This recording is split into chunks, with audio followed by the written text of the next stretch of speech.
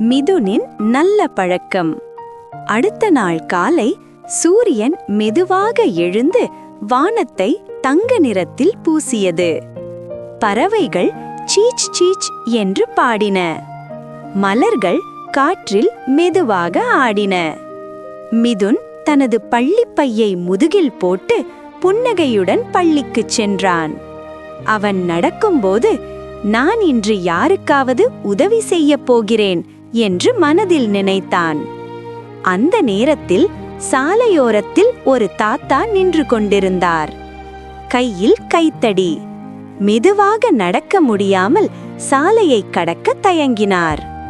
மிதுன் மெதுவாக ஓடிச் சென்று, தாத்தா, பயப்படாதீங்க, நான் உங்களுக்கு உதவி பண்றேன் என்று சொன்னான்.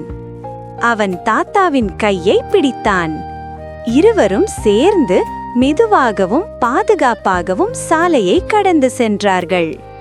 அப்புறம் தாத்தா சிரித்து சொன்னார், நீ நல்ல பிள்ளை மிதுன், உதவி செய்யும் மனசு இருந்தா உலகமே அழகாகும். மிதுன் மகிழ்ச்சியுடன் பள்ளிக்குச் சென்றான். அவன் மனசு அன்பாலும் நல்ல பழக்கங்களாலும் ஒளிர்ந்தது. கதையின் நீதி: சிறிய நல்ல செயலும் பெரிய சந்தோஷத்தை தரும்.